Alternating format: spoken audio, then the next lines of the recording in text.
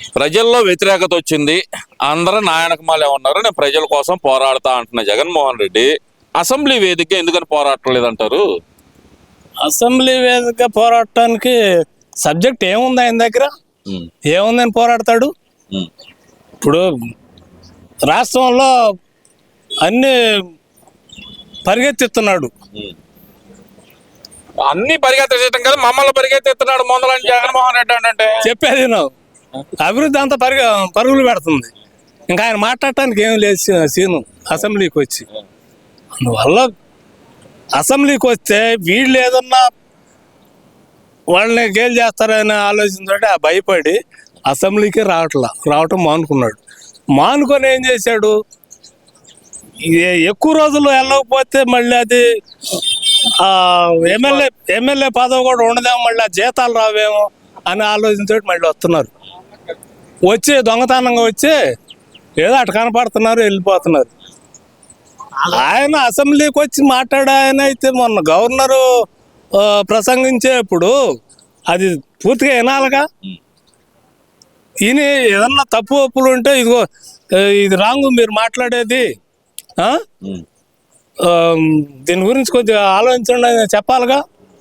అది ఏమి లేకుండా సగం ఆ కాగితాలన్నీ చించి ఆడ బారేసి ఆ ముఖం మీద బారేసి ఇప్పుడు గవర్నర్ని అవమానించినట్టే కాడ. అంటే మాకు ప్రతిపక్ష హోదా అయితే అనగా మా గొంతు బలంగా వినిపిస్తాం అంటున్నాడు కదా. ఏమయ్యా నీకు ప్రతిపక్ష హోదా ఎట్టిస్తారు? ప్రజలు ఇవ్వాలా నీకు? వాళ్ళు ఇస్తారేంది ప్రతిపక్ష హోదా అంటే? ప్రజలు చూశారు, నిన్న ఆకాశాన్ని ఎత్తారు, నువ్వేదో చేస్తావు, పొడుతావు, పడబడుతావు అని. నువ్వేం చేయాలి? అంత శూన్యం ఏంది, అంత దొంగతనంగా దొంగడేవారంగా చేసావు నువ్వు, రౌడీజంగా దొంగతనంగా. కాబట్టి నిన్ను అందరూ ప్రజలు చీకొట్టారు. నువ్వు ఉంటే ఇక మేము బతకలేమని ఆలోచించోటి ప్రజలు మొత్తం నిన్ను పక్కన పెట్టేసి చంద్రబాబుని గెలిపించుకొచ్చారు. అట్ట కాదు, ఇప్పుడు ఆయన అంటుంది ఏంటంటే గనక ప్రజలందరూ ప్రభుత్వం మీద వ్యతిరేకతతో ఉన్నారు, నేను ఎక్కడికి వెళ్ళినా లక్షలాదిగా జనం వస్తున్నారు అంటున్నాడు కదా. మరి ఆ ప్రజల మీద లక్షలాదిగా జనం వచ్చేటప్పుడు ఆ ప్రజల్లో ఉన్న వ్యతిరేకత గురించి మాట్లాడాలి కదా మరి అసెంబ్లీలో. ఇప్పుడు జనం నీ ఎమ్మట వచ్చేవాళ్ళు ఒక్కళ్ళు, ఒరిజినల్గా వచ్చేవాళ్ళు ఎవరు లేరు. మన గుంటూరు రాలేదా ఎవరాళ్ళు? ఆ చెన్నై నుంచి వచ్చేవాళ్ళు. నువ్వు ఎక్కడికి పోయినా అదే మొక్కలుగా కనపడుతుంది. కొత్త మొక్కల్ని ఎక్కడన్నా చూపించావా దేనిలో అన్నా? ఆ చెన్నై నుంచో కర్ణాటక నుంచో తెచ్చుకుంటున్నావు డబ్బులు ఇచ్చి. నాకు కూడా వస్తారు, నా దగ్గర కూడా డబ్బులు ఉంటే రాండి రేట్ వెళ్దాం అంటే 100 మంది పరిగెత్తారు. అది కాదు, ఒరిజినల్గా వచ్చేవాళ్ళు చూపించు. నీ అమ్మట ఎంతమంది ఉండారు చూపించు. ఇప్పుడు నీకు 11 మంది ఉన్నారుగా ఎమ్మెల్యేలు. ఈ 11 మంది నీ పక్కన ఉంటారా రేపు? ఎందుకు ఉండరు? ఉండరు. నేను బాండ్ రాసిస్తా ఉండరు అని. ఉండరు అంతే, ఎవడు ఉండడు. అసలు చివరి కాదు, నీది నీకే దిక్కులేదు పా, నువ్వే గెలవాడ. ఏంది బాబా ఆ మాట అంటారు? పులివెందుల అడ్డా కదా వాళ్ళది. అడ్డా ఆడందే. మొన్న ఏమైంది? అడ్డా అయితే మొన్న ఏమైంది? ఎందుకు రాలే మొన్న? ఏమి లేదు, ఆడ కూడా అయిపోయింది నిశ్చయం. ప్రజలు కూడా అందరూ అర్థం చేసుకున్నారు. ఎన్నాళ్ళు పుట్టి ఏంటంటే మీ రౌడీజంకి దడిసి భయపడిపోయి ఏదో మీ ఎన్నికిడితో ఉండి మీకు జైలు కొట్టారు. కానీ ఇవాళ వాళ్ళకు కూడా అర్థమైపోయింది, ఈ టీడీపీతో ఎమ్మటి వెళ్తే మనకి ఎలాంటి ప్రాబ్లం ఉండదు, మన వీళ్ళు సేవ్ చేస్తారు అనేది వాళ్ళు కూడా అర్థమై బయటకు వచ్చేసారు. ఇంకా నువ్వు ఏమి పీకలేవు.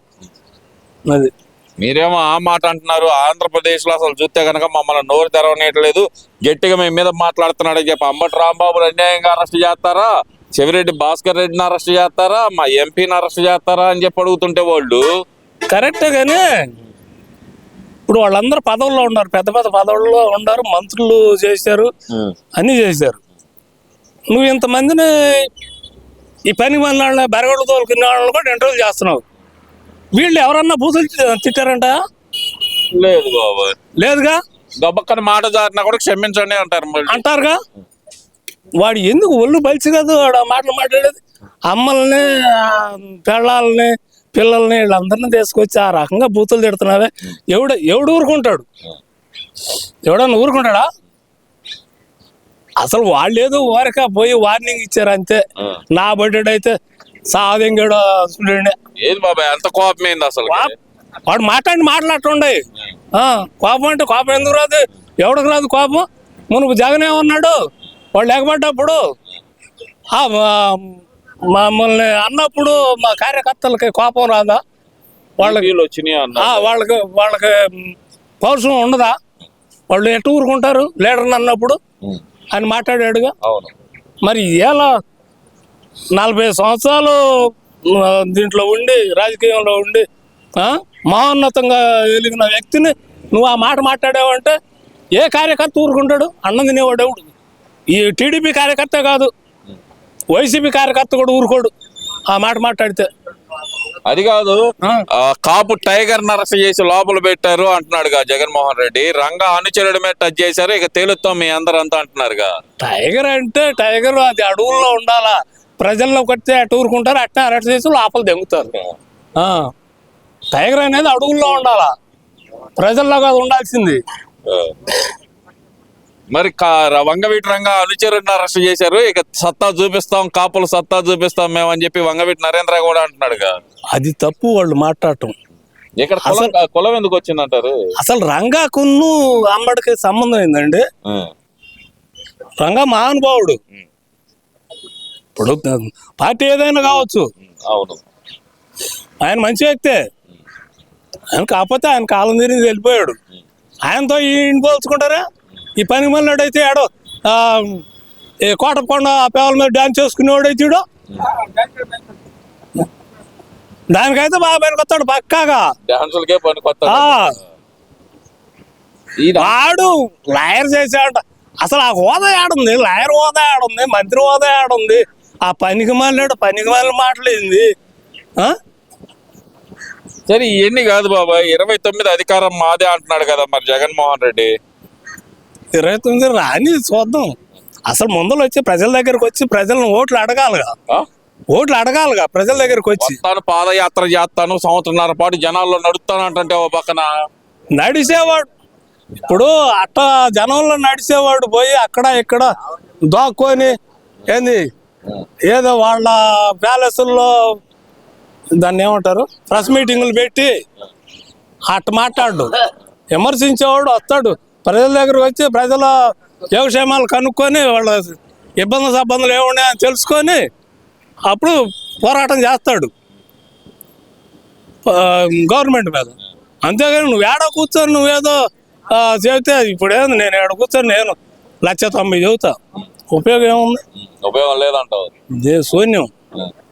ఆయన మాత్రం చాలా గట్టిగా చెబుతున్నాడు, 29 అధికారం మాదే, మేము వస్తే 2.0 పరిపాలన చూపిస్తాను రప్ప అని అంటున్నాడుగా. ఏమండి నేను ఒకటి చెప్తున్నానండి అంటున్నాడుగా. ఆయన ఎన్ని వేల కోట్లు లక్షల కోట్లే ఉంటాయి అతని దగ్గర. అవి మొత్తం కుమ్మరించమును మన రాష్ట్రం మొత్తం మీద మొత్తాన్ని వదిలేసే మనం వస్తాడు చూడు. ఉన్న ఆస్తి వదిలేసినా కూడా రాడు, సమస్య లేదు. తింటారు, తినేస్తారు ఆ డబ్బు, ఓటు మట్టుకు వేయరు. అది మటు పక్కాగా చెప్పగలదు. ఏంది బాబాయ్ అంత మాట అన్నారు? ఆయన చాలా ఆశతో ఉన్నాడు, సీఎం సీటు నాదే ఈసారి నాదే అని చెప్పి చాలా ఆశగా ఉన్నారు. మరి ఆయన చేసిన పని మొఖాలు అలా ఉండయి. ఏంది అంతా వచ్చిన కాడి నుంచి అంతా రౌడీజమేగా. ఎవరిని ప్రశాంతంగా బతకనిచ్చాడు? ఒక కార్మికుడిని బతకనిచ్చాడా? రైతుని బతకనిచ్చాడా? ఒక ఉద్యోగస్తుని బతకనిచ్చాడు? ఎవరిని బతకనిచ్చాడు? నలుగురు తప్పితే అందరూ ఇబ్బందులు పడ్డాడులే. అట్టగాది అప్పట్లోనే అందరు ప్రశాంతంగా ఉన్నారు, ఇప్పుడు ఎవరు ప్రశాంతంగా లేరు అంటున్నారుగా. ఇవాళ ప్రతి ఒక్కళ్ళు కూడా గుండె మీద చేసుకుని నిద్రపోతున్నారు హాయిగా. ఏళ్ళకి ఓ ముద్ద తింటా. ఆ ఏళ్ళ నీ ప్రభుత్వంలో పస్తులు పడుకున్నాళ్ళు వచ్చేడు మంది ఉన్నారు, తిండి లేక చేద్దామంటే పనులు దొరక్క అల్లాడిపోయారు. ఇవాళేంది బ్రహ్మాండంగా ఇటు పోతున్నారు. అట్ట సాయంత్రానికి ఆట మడిచి 700 తెచ్చుకుంటుంది. ఫైనల్ గా ఒక్కటి బాబాయ్, తిరుమల లడ్డు వ్యవహారాన్ని అసలు మీరు ఎలా చూస్తున్నారు? లడ్డు వ్యవహారం అంటే అంత దుర్మార్గమైన పని రోజు ఉండదు. అసలు ఎవడు ప్రపంచంలో భూమి మీద పుట్టినాడు ఎవడు చేయడండి అలాంటి పని. ఒక గేదె లేదు, ఒక పాలు లేదు, ఏమి లేకుండా నెయ్యి తయారు చేశాడంటే అమ్మ అసలు ఈ సైంటిస్టులు కూడా ఎందుకు పనికిరారు వీళ్ళ దెబ్బకి నిజం. అంటే ఇప్పుడు ఆ సైంటిస్టులు కూడా వాళ్ళ వల్ల కాదు ఇది తయారు చేయాలంటే, మరి వీళ్ళు ఎలా చేశారో అది అర్థం కాదు. ఆ. మేము అంటే వైవి సుబ్బారెడ్డి గారు చెబుతున్నారుగా, అందులో ఈ కొవ్వులు కలవలేదు కానీ కల్తీ జరిగిన మాట వాస్తవమే అంటున్నారు, కానీ జగన్మోహన్ రెడ్డి ఎందుకు ఒప్పుకోవట్లేదు అంటారు మరి అది? అది తిట్టాడుగా బాబాయ్ని ప్యాలెస్ పిలిపించుకొని, మరి యాదవా నేనేదో దాన్ని అంతా కప్పించుకుంటా నువ్వేందు వచ్చేట్టు చెబుతున్నావు అనేట సుబ్బారెడ్డి ఎవరాడు, అది కల్తీ జరగలేదు అని చెప్పారు కదా, కానీ వేరేది కలిసిందని చెప్పారు కదా, నేను చెప్పాను అని మాట్లాడాడు. మాట మార్చాడు అంటారు. కల్తీ జరగలేదని చెప్పారు, మళ్ళీ వేరే జరిగిందని చెప్పారు కదా, అదే కదా నేను చెప్పింది అన్నాడు. సరే బాబాయ్, ఇక ఈ చివరిగా 2029 అయితే కనుక జగన్మోహన్ రెడ్డి కన్ఫర్మ్ గా వస్తాను నేను అనే మాట ఫైనల్ గా చెబుతున్నాడు. ఆయన పదే చెబుతున్నాడు, ఈసారి మాత్రం గట్టిగా ఉండి ఒక్కొక్కరికి అంటున్నాడుగా. సమస్య లేదు, ఒక్కొక్కళ్ళకి ఆయన చూపించడం కాదు, జనాలకు వచ్చి వీళ్ళే చూపెడతారు. చీపుర్లు చెప్పులు తీసుకొని ఎండబడి బాగుతారు చూడు, తేడా ఏముండదు, ఇక మార్పే లేదు. బాబాయ్ కాకపోతే ఇప్పుడు ఏంటంటే ఈ చంద్రబాబు నాయుడు గారు ఎవరిని మొదలుతల్లా. ఇప్పుడు ఏంటంటే ఈయన ఫ్రీగా వదిలేడు అనుకో జనాన్ని, కార్యకర్తల్ని చూసుకుంటారా మీరు అని, వాడిని 5 నిమిషాలు పడుతుంది. అంత కసి మీద ఉన్నారు. కసిలో ఉన్నారు జనం.